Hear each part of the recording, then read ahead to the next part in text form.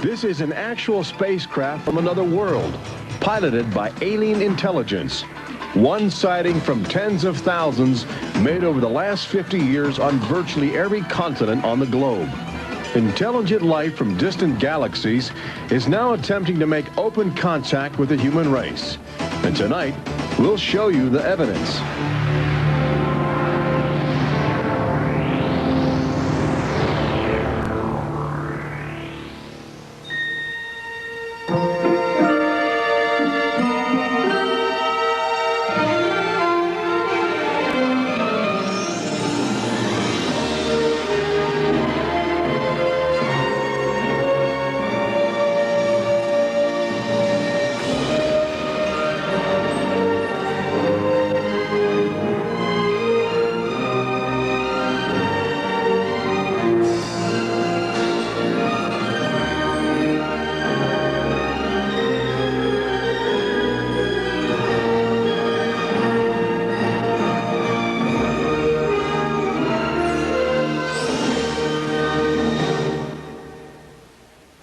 Tonight we celebrate the new Tomorrowland at Walt Disney World in Florida with a television special that's out of this world.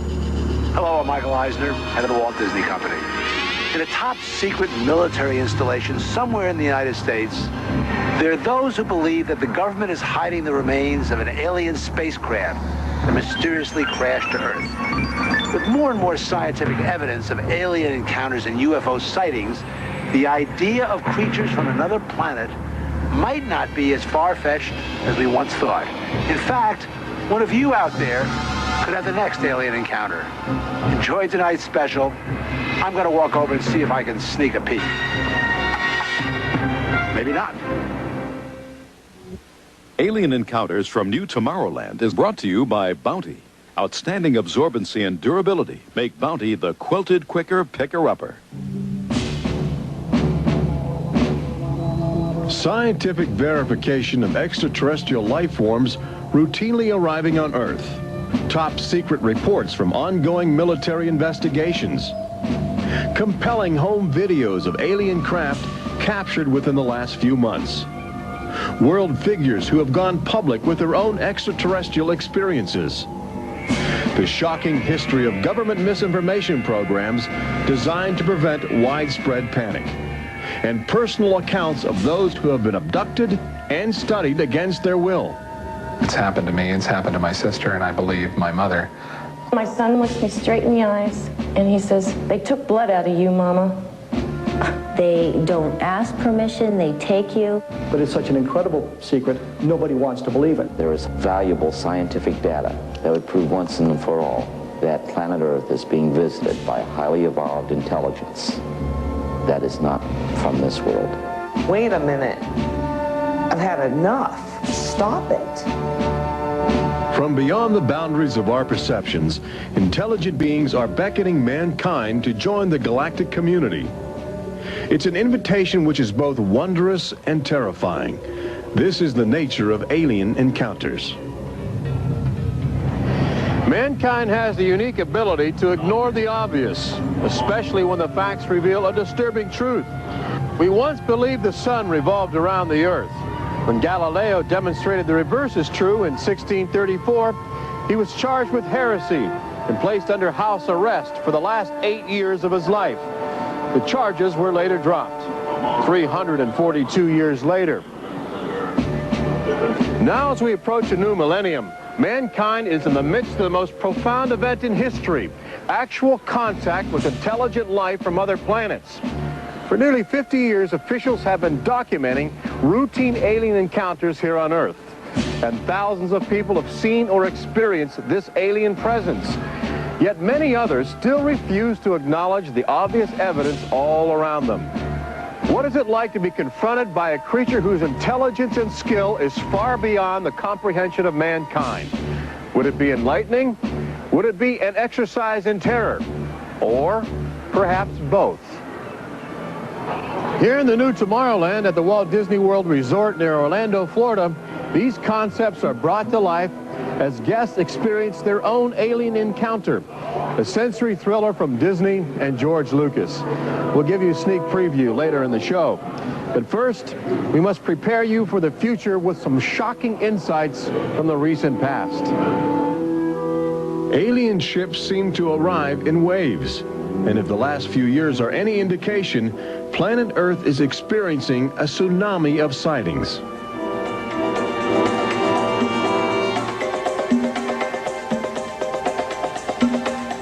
Mexico City, 1992. If you were arriving from outer space, this would be your first stop. It's the world's largest metropolitan area, easy to spot from a distance. Saucers arriving here have an affinity for military helicopters. This one was caught stalking a squadron during a national holiday celebration. Dozens of people videotaped the craft. Millions more just stared in disbelief as it covered 200 square miles of territory in a matter of minutes. Canada, 1991. In a residential area just outside Ottawa, this alien ship was photographed landing in what appears to be a prearranged site.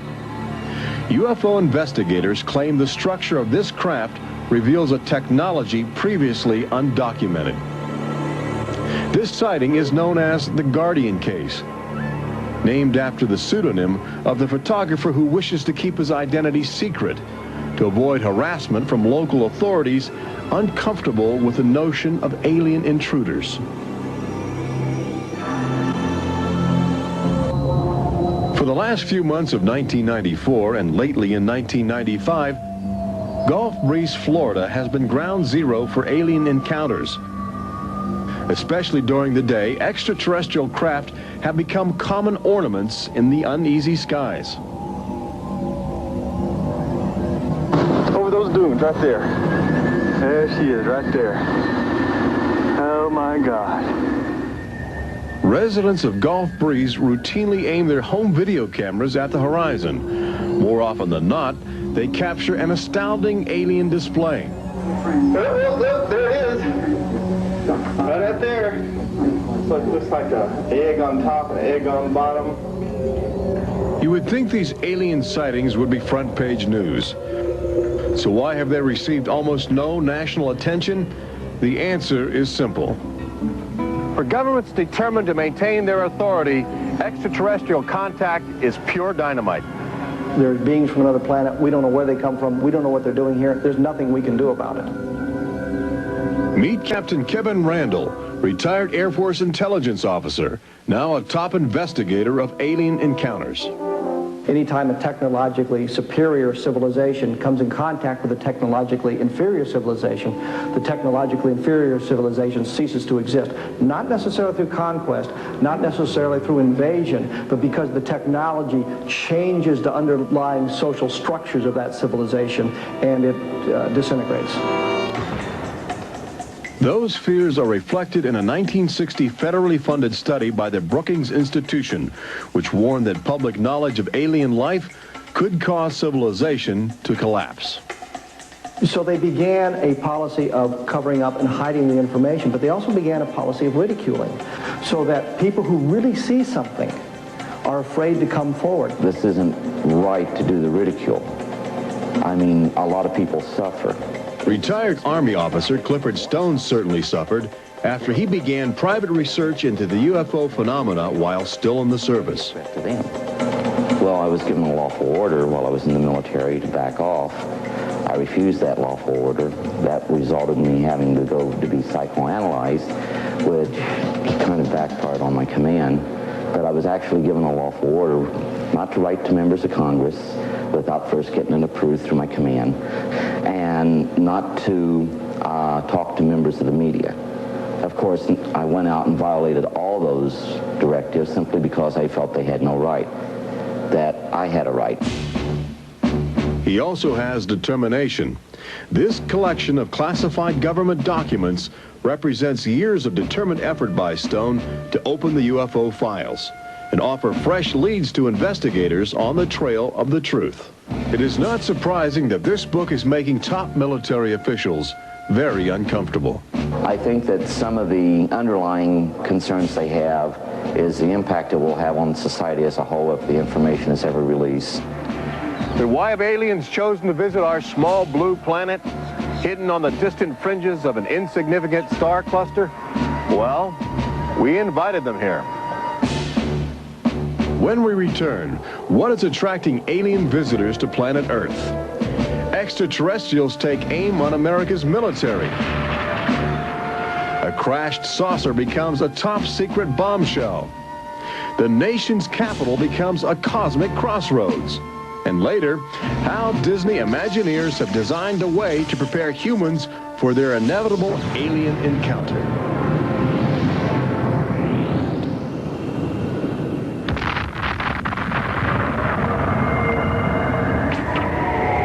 And I looked, and behold, a whirlwind came out of the north, and a fire enfolding itself, and a brightness was about it. Also out of the midst thereof came the likeness of 4 living creatures. And when the living creatures went, the wheels went by them. And when the living creatures were lifted up from the earth, the wheels were lifted up. For the spirit of the living creature was in the wheels. Ezekiel chapter 1. There have been reports of alien encounters throughout recorded history, often buried in the obscure poetry of mystics. But since the end of World War II, alien encounters have adopted a darker, more menacing demeanor. No longer just spirited lights dancing in the sky, UFOs turn more brazen, announcing themselves with surprising ferocity. Most alien activity on Earth in this century seems to have been sparked by the single most profound technological achievement in human history.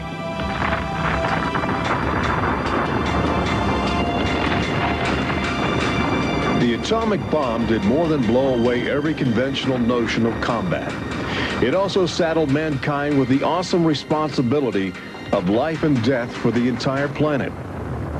But what the world didn't know in 1945 was that the atomic bomb's brilliant burst of energy would also be mankind's cosmic calling card, announcing to the universe that a technological society had evolved on a small blue planet in the backwaters of the stars. So as the world celebrated the war's end in 1945, aliens who heard man's atomic trumpet were already charting their course towards Earth, responding to our open invitation.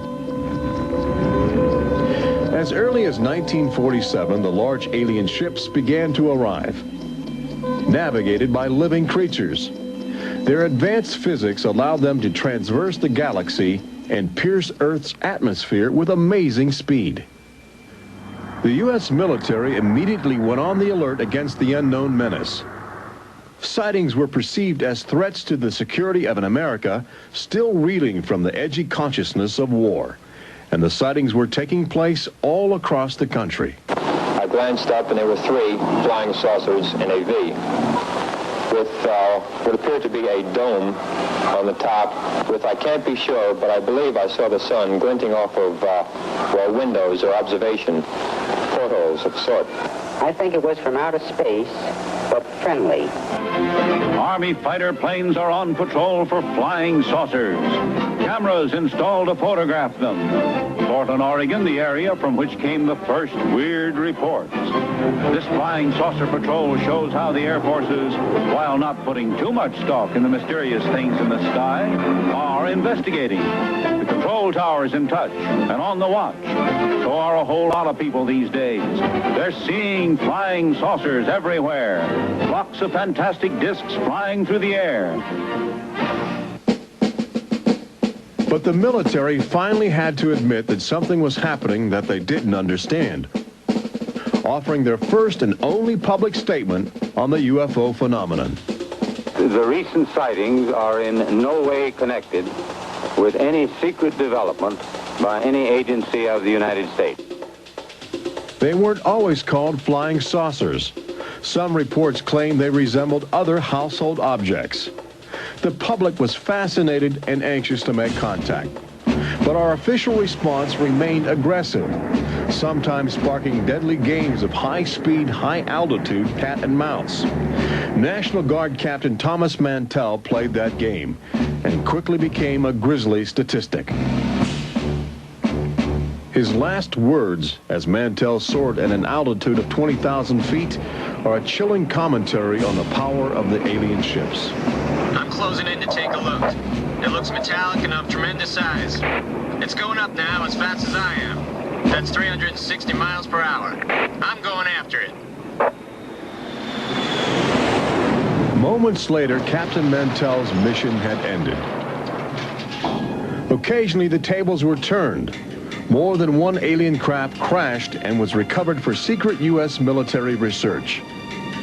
The most famous case took place in July of 1947, just outside the community of Roswell, New Mexico. Famous because local officials openly admitted they had retrieved an alien ship before their commanders instructed them to keep the story confidential. What you can't explain, they reasoned, you must deny. July of 1947, the Army Air Forces at Roswell announced we had captured a flying saucer.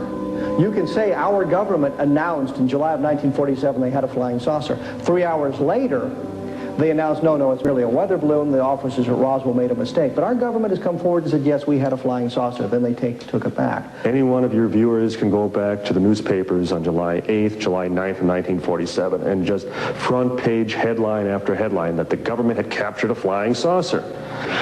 Don Schmidt from the Center for UFO Studies in Chicago is convinced that the Roswell case is the linchpin in America's ongoing alien cover-up. We have over 550 witnesses. They were there. They handled the debris. They saw the craft. They saw the bodies. They handled the crew members of that craft. And invariably, they all say, this was not from this earth.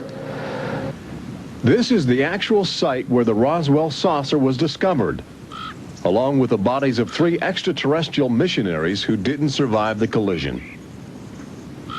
The debris and the dead were impounded and taken away for top-secret study, while a classified investigative committee called the Majestic 12 was organized by President Truman. And a government cover-up was initiated with a calculated disinformation campaign. The military, I know for a fact, has established what's called disinformation programs, officially sanctioned deception programs. This is covered by a regulation at Department of Defense level that's secret. This is the case with the unidentified flying objects.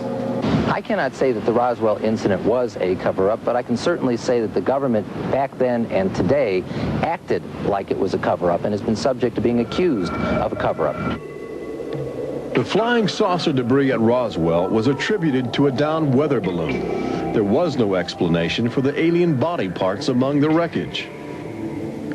Before long, other sightings were dismissed as optical illusions caused by electrified swamp gas, with elaborate demonstrations staged for newsreel cameras to back up the claim.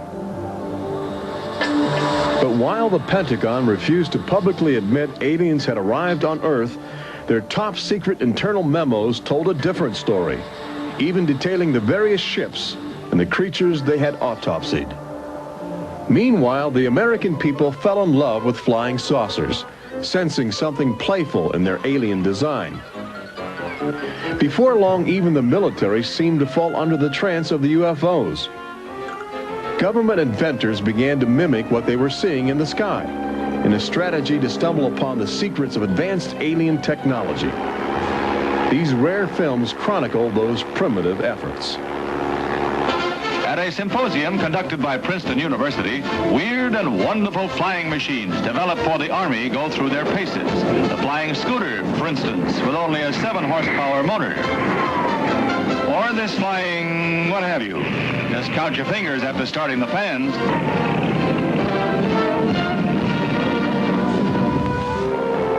The naive attempts to copy the saucers began to look foolish, especially in July of 1952, when real alien ships were routinely buzzing over Washington, D.C., leading fighter pilots on frustrated chases lasting as long as 6 hours. It was the first time since the War of 1812 that our nation's capital had been successfully invaded by a foreign power. By the early 1960s, UFOs were having a chilling effect on our defense operations. Their tremendous speed often caused them to be misidentified as incoming intercontinental ballistic missiles, putting American air bases on red alert. There needed to be some way for the U.S. and the Soviets to distinguish between nuclear attack and alien visitors. The weapon is installed in the Pentagon, but it's a weapon of peace. This is the teletype that will operate at the U.S. end of an open line to Moscow. This link, it is hoped, will help avoid misunderstandings that could possibly trigger a catastrophe. Now, a president could be in touch with the Russian premier in a matter of seconds. The hotline between Moscow and Washington was set up so they could go ahead and make last-minute pleas that we're not attacking you and you're not attacking us. The purpose for this was to ensure that a nuclear war would not be touched off by a UFO appearing on the scopes and being mistaken for enemy aircraft. The hotline eased some international tensions, but it didn't halt the interaction between the military and the aliens, which continues to this day. November of 1975, essentially every SAC base in the United States was visited by UFOs. We have reason to believe that the UFOs went ahead and had some effect on changing the codes within the missiles, within the launch control facility, to change where the missiles would hit. 1976, September, Iran, 2 F-4s tried to intercept a UFO and shoot upon a UFO. The weapon systems of the planes go dead. The communication systems go dead. These are just two examples of cases which sound like they came out of science fiction, but in reality, they're from government documentation. Documents released by the State Department. Three main engines up and burning. September 1991. Space Shuttle Mission 48. Commander Clayton and his crew point their cameras at the planet's horizon for a live broadcast to Earth. Many viewers noticed an alien ship playfully cavorting around the shuttle at tremendous speeds. NASA still refuses to acknowledge the incident. But since that time, the space agency no longer allows public access to live unscrambled television signals from shuttle missions. Currently in 1995, the Federal Emergency Management Agency trains personnel with a manual that suggests techniques in communicating with extraterrestrials encountered in the line of duty. This document is in marked contrast to a federal law passed by Congress in 1969, which makes it illegal for any American to have contact with an extraterrestrial, punishable by a $5,000 fine and a year in jail. Ironically, both documents were composed by a government which refuses to publicly admit that there is intelligent life on other planets. Indications are that government, military, and scientific leaders will soon release nearly a half-century of official documentation of ongoing alien encounters on Earth. Perhaps they feel it would be too embarrassing not to reveal the truth before the truth reveals itself. But these FBI files acquired through the Freedom of Information Act outline nearly 50 years of UFO reports investigated by federal agents all across America. Overwhelming evidence that something sinister is at work. But look carefully.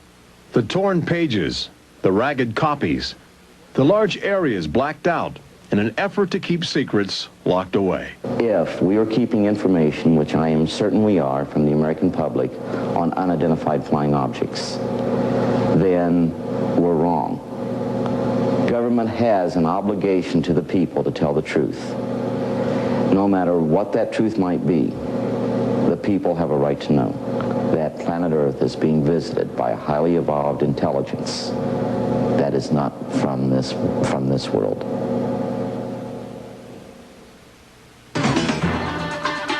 When we return, meet the people who have already experienced disturbing contact with creatures from another world. They don't ask permission, they take you. See how government is monitoring mutant life forms which have already staked their claim on planet Earth. And join Robert Urich on the fringes of the future in Walt Disney World's Magic Kingdom as Disney Imagineers prepare the public for their inevitable alien encounter. encounters from New Tomorrowland.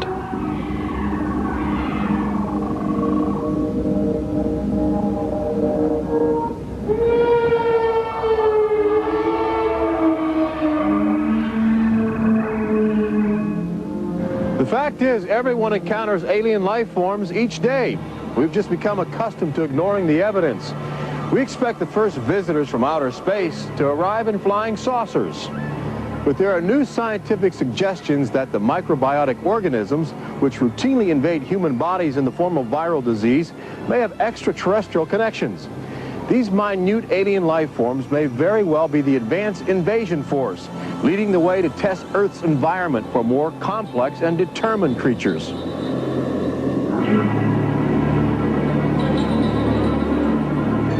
The idea is not new.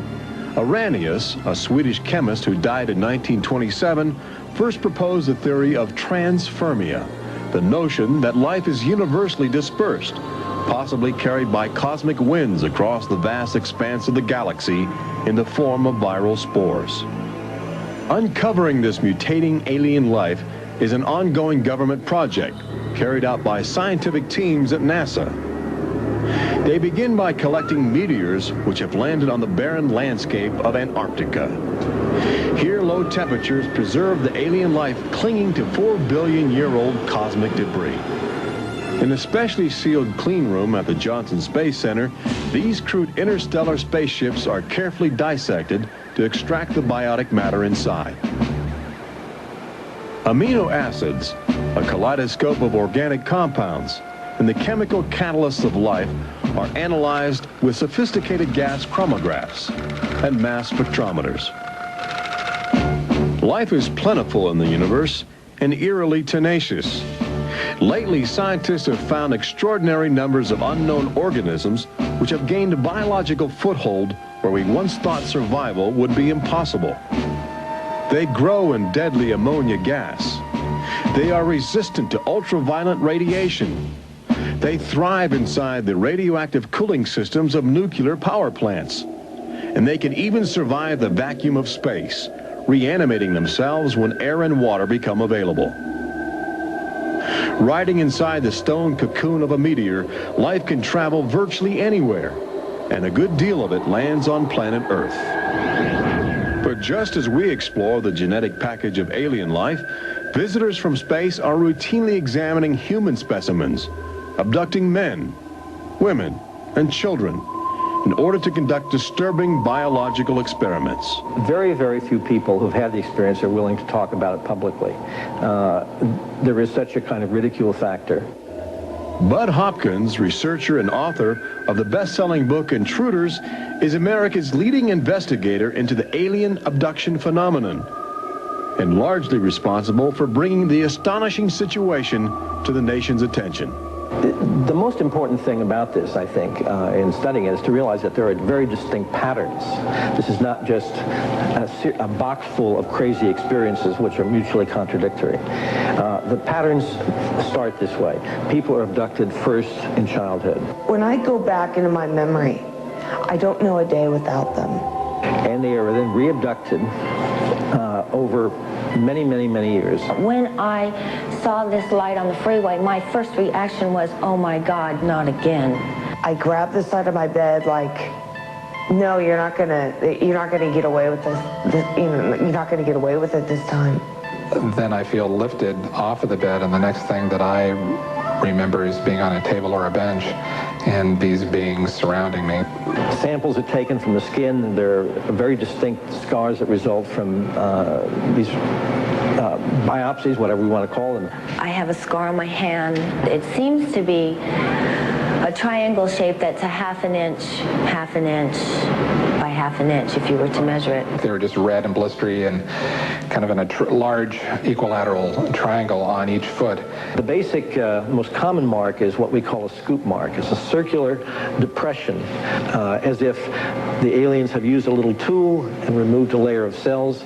On my upper left inner thigh, I have two marks. There's a series of two. They're about 1/8 of an inch deep and about 1/4 inch in diameter that people call scoop marks, for lack of a better term. Often an object is inserted in the nostril or behind the eyeball or in the ear, which we believe to be implants. On my shin, between my ankle and my knee, were 2 puncture marks. In fact, I hesitate to call them that because they were larger and deeper. They were like 2 holes drilled vertically along my shin into my leg. And that frightened me deeply because I have no idea how those got there. I could only speculate as to why they were doing that, although I do know that, bone marrow contains genetic material, blood. They're interested in who you are genetically. They seem to be desperate for our genetic material, our DNA, our particular genetic makeup, as if they have reached some point of, let's say, some point of no return in their evolutionary development, and they need to revivify themselves through something they can get from us, a more primitive and perhaps more robust species. People generally describe one particular type of figure as the basic alien type, which is a small figure, 3.5 to 4.5 feet tall, huge head, huge black eyes, hairless, grayish-white skin, just a tiny slit for a mouth that doesn't move, and so forth. I'd say that accounts for about 85% of the descriptions. There's some that are very, they talk about the reptilian being like sexually aggressive, and then there's some that look like praying mantis that are very mean and very violent. It is a violation of your body. It's a violation of your space.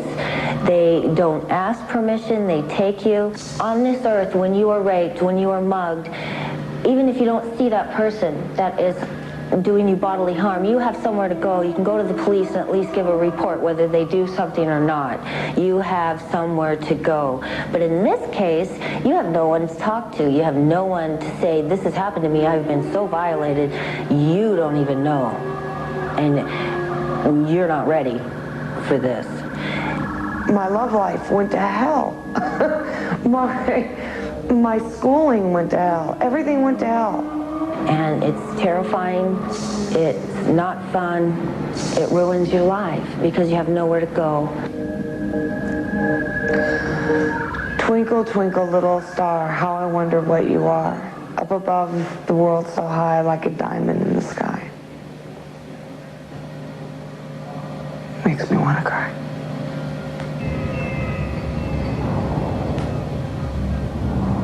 Part of the trauma involved in this is our government telling us that these objects don't exist. And I seem, and other members of my family, and other people seem to have these experiences. It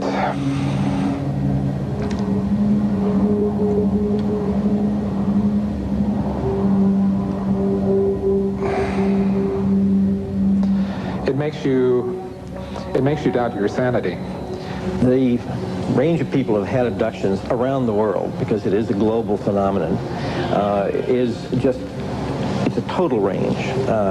I've worked with people who are of Oriental backgrounds, African-American background, Hispanics.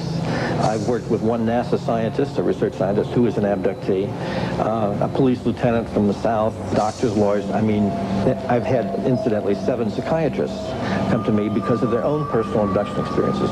The phenomenon affects people from all walks of life. And it has a dramatic effect on families. Debbie and Terry know firsthand. Both are ongoing abductees with deep concerns about the chilling connections between aliens and their children. I thought this was mental illness. Then my son started speaking about little airmen coming into his room and taking us up, and there was even one point where he said, "They took blood out of you, Mama." He wanted guarding all the time. He wouldn't go to bed at night unless I slept with him. He was angry. And the other thing is he started setting traps. One night my husband came home from work and there's these little colored stones all over the garage. And Dale, my husband, said, "What is this for?" And he says, "Well, this is when the airmen come, they slip and fall on their butts." The interesting thing about children is a sort of innocence about their perceptions. I will present these cards of different heads, and there's Santa Claus, Batman, policeman, a clown, Ninja Turtle, an alien. What we do is to see how the child responds when we get to the alien face, and it can be extremely moving because I've seen children just collapse when they see the drawing of the alien crying, hugging their fathers or their mothers in terror. Well, she was 4 years old, and she was past bedwetting and all of that behavior. She was beyond that, and she'd never wet her bed. And when we moved to Banning, she started having nightmares every night and wetting her bed. And a couple of weeks ago, she had a bunch of scratches on her face, and she didn't have them when she went to bed. I said, what happened? And it was funny. The only thing I could get out of her was that she asked me, do aliens hurt you? And I went, what? And a woman told me, for instance, that her little girl, when she was first able to talk, would tell her about these nightmares of what she called the bugs coming in the room. And they were big bugs with big eyes. And again, there were some physical marks, all the surrounding evidence suggesting abductions. At one point, the mother, a few years later, was getting out of the car with her daughter at a shopping mall, and the Goodyear blimp was coming over. And the little child said, Mommy, look, don't you remember when you and I were up in that thing with the bugs? The last time I had a session, in that session I actually saw Lexi being escorted by two small grays. And it was very upsetting to me. I could not handle the fact that my daughter was being subjected to something that I had no control over. And when I think you have no control over something, that you're so helpless, it's like your child's drowning or something, and you can't save them. I feel like I'm going to go crazy because there isn't anything I could do for my son. I know. One of the most interesting things, too, from a child's point of view, has to do with the fact that communication is telepathic. One little boy drew on some drawings he'd made for me of the aliens. He put on the side of the head, each alien head, a gigantic ear, just one. And his mother said, what's that? And he said, well, Mommy, I know they don't have ears, but I put that there because, you know, they can hear everything you're thinking. When we return, Robert Urich takes you to the new Tomorrowland in Walt Disney World's Magic Kingdom, where Disney Imagineers are creating extraterrestrial excitement, preparing the public for cosmic contact with a virtual alien encounter.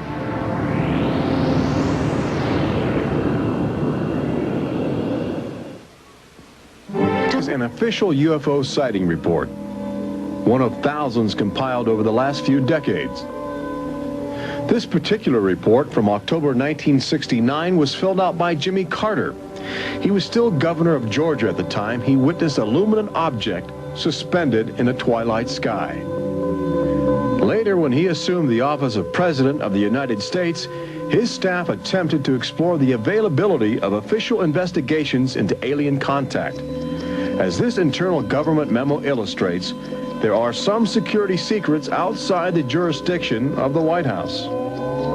We investigated lights in the sky for over 20 years. We didn't get anywhere. We have over 100,000 cases from over 160 countries in our files at the Center for UFO Studies in Chicago. When you actually take the time to look at the official record, look at the classified, disclosed documents on the phenomena, and I'll guarantee you'll walk away saying, why weren't we told about this? And why were we told something else altogether?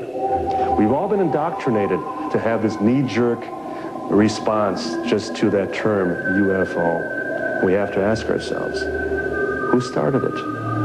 And isn't it about time we go out and find out for ourselves? Every year, NASA routinely propels about 24 astronauts into a low Earth orbit aboard the space shuttle, a loud, lumbering, somewhat primitive rocket ship.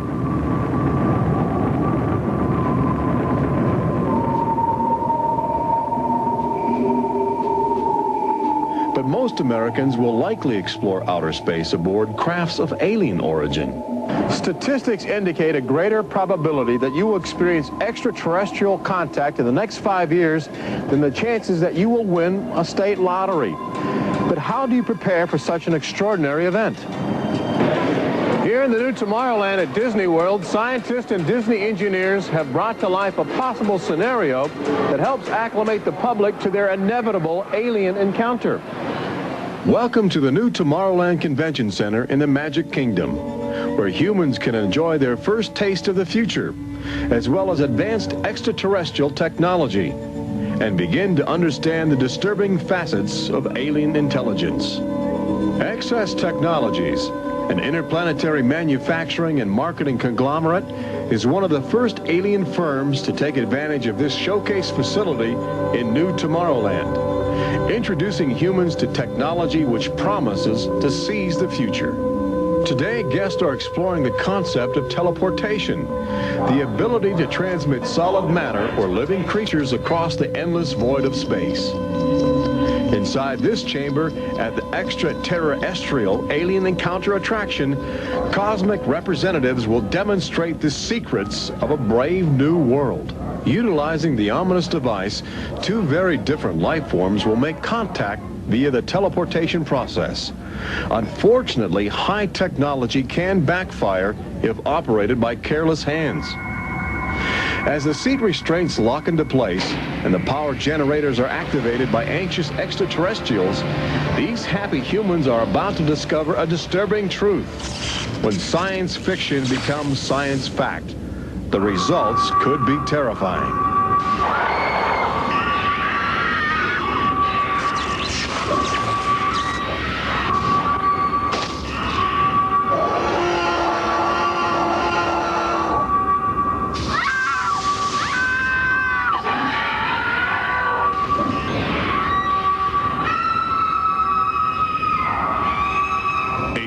Encounter opens at Walt Disney World summer 1995.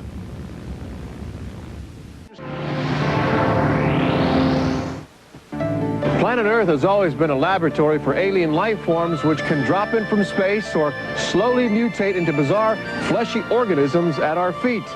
Understanding the nature of these strange creatures from above and below is the greatest challenge of our age.